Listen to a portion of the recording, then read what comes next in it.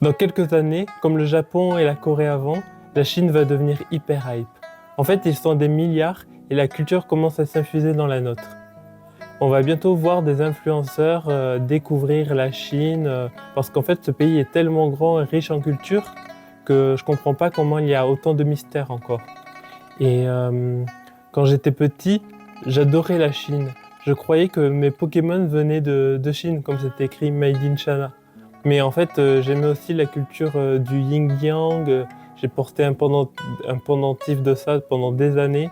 Je l'adorais trop. Et puis j'ai oublié tout ça. En fait, la Chine a remplacé le Japon. Enfin, le Japon a remplacé la Chine. J'ai préféré les mangas, tout ça. Mais maintenant, je vois qu'il y a vraiment l'opportunité de s'intéresser à nouveau à la Chine. Et je pense que leur influence va jouer et moi j'ai envie de comprendre ce qui se joue derrière tout ça. Et donc là, ma première quête, c'est d'apprendre le chinois. Avant d'y aller, il faut que je connaisse les bases de la langue. Et donc là, je vous partage mon processus, quoi. Je vais vous partager comment j'apprends le chinois et comme ça, on va pouvoir s'entraider, on va pouvoir ouais, se partager les astuces. Donc, je vais bientôt vous présenter mon process. Et j'ai un peu un goal, un objectif, c'est de lire Harry Potter en chinois. J'ai acheté ça. Alors, c'est complètement illisible, c'est que des caractères. Mais bon, c'est un bel objectif, quoi. Si j'arrivais à lire ça, je serais vraiment au top. Ensuite, j'ai pris des cartes, des flashcards. Hop, j'en ai là. Hop, j'ai pris des flashcards, le chinois pour les nuls. Et du coup, quand je me brosse les dents, ben, j'essaye d'apprendre des caractères. Alors, la première chose que j'ai faite pour apprendre le chinois, du coup, c'est commencer sur Duolingo. Tous les jours, ouais, je faisais 3 à 5 minutes et comme ça, je perdais pas l'habitude. Maintenant, ça va faire un mois que j'ai commencé sur Duolingo, j'ai quelques bases et je me dis maintenant, je peux lire le Becherel. Ouais, c'est un peu chiant, mais je peux commencer à lire la grammaire. Donc, ce que je fais, c'est que je lis quelques pages de grammaire. Et je fais les flashcards tous les jours, je fais du Duolingo tous les jours. Donc ça, pour l'instant, Harry Potter, c'est inatteignable, hein, je comprends rien. Mais petit à petit, ça avance. Et ensuite, là, dans une seconde partie, ce que je vais faire comme exercice, c'est vous expliquer comment fonctionne la grammaire chinoise. Et en expliquant comment ça fonctionne, je vais mieux retenir la façon dont ça fonctionne en fait. Donc voilà. Donc, si ça vous intéresse, n'hésitez pas à vous abonner. Je vais continuer à faire ces apprentissages et en plus, au fil du temps, mes vidéos, elles seront vraiment trop stylées. Et en fait, j'ai vraiment envie qu'on apprenne le chinois ensemble, mais de manière très très stylée, quoi. Qu'on s'amuse, que presque on n'ait pas l'impression d'apprendre. Donc ça, c'est un peu l'objectif. Et je vais finir mes vidéos à chaque fois avec un peu soit de vocabulaire, soit un peu d'apprentissage. Et j'espère que ça vous plaira. En tout cas, moi, ça me plaît d'être dans cette dynamique d'apprentissage du chinois et j'ai trop hâte de pouvoir aller découvrir les paysages, la culture, la nourriture, les gens. Donc, euh, donc si vous aussi ça vous tente, on va pouvoir se lancer dans cette aventure-là. Donc avant de finir cette petite séquence, là je vais tirer 2 3 flashcards et je vais essayer de les lire. Alors là c'est, je crois, c'est Da.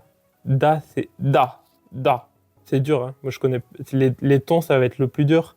En fait, il y a 4 tons et du coup il faut les connaître, il faut savoir les dire. Mais en tout cas là c'est Da et ça veut dire grand, être grand. Grand, être grand. Ensuite, il y a, mince, je regardais la réponse, mais il y a 7 chi, chi, je crois. Il y a ba, 8. En fait, je les connais assez. Là, je crois que je connais 20 caractères par cœur et chaque jour, j'en apprends 5 de plus. Voilà. Donc, j'espère que cette introduction vous a plu et je passe à une petite explication. Je ne sais pas quelle notion je vais vous apprendre, mais en tout cas, à plus, quoi.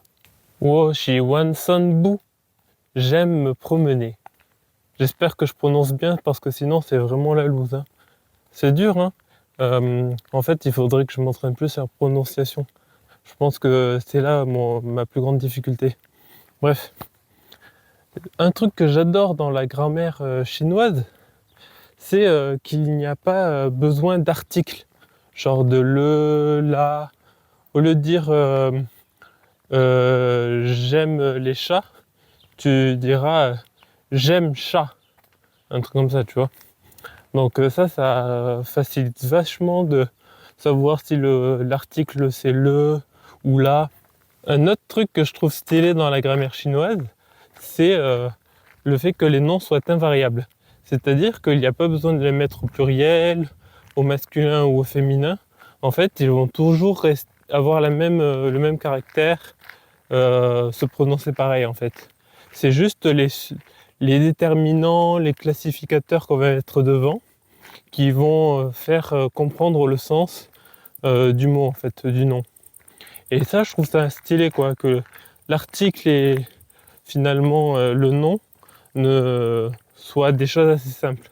Mais après, on verra plus tard que, en fait, il y a plein de choses qui se compliquent quand même. Donc voilà, pour préciser mon propos, le Becherel dit caractéristiques des noms. Les noms chinois sont invariables en genre et en nombre. Par exemple, il est étudiant. Ta, shu, da, shui, shen. Elles sont toutes étudiantes. Ta, men, du, shi, da, shui, shen. Oh, les prononciations, ça va vraiment être la galère, hein. Ah, ça va. Donc, les noms propres se distinguent pas des noms communs. Les majuscules n'existent pas dans l'écriture chinoise. Allons voir le directeur Wang.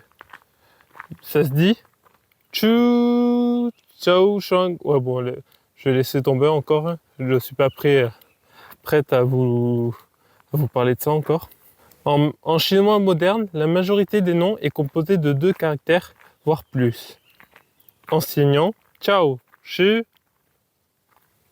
Voilà. Lorsqu'un nom est précédé d'un démonstratif ou d'un nombre, un classificateur s'intercale entre lui et le nom. She, Ge, Ren, cette personne. San, Ge, Ren, 3 personnes. Voilà. Donc le classificateur là, c'est Ge. Bon, je sais pas si je le dis bien, mais soyez indulgents. Voilà. Donc j'espère que cette première vidéo vous a plu. Bienvenue à la lisière subtile. Ici, du coup, j'apprends le chinois, on apprend le chinois ensemble, et aussi j'expérimente d'autres façons d'être vivante. Donc si l'expérimentation d'autres modes de vie vous intéresse, ben voilà, bienvenue. Et à la prochaine.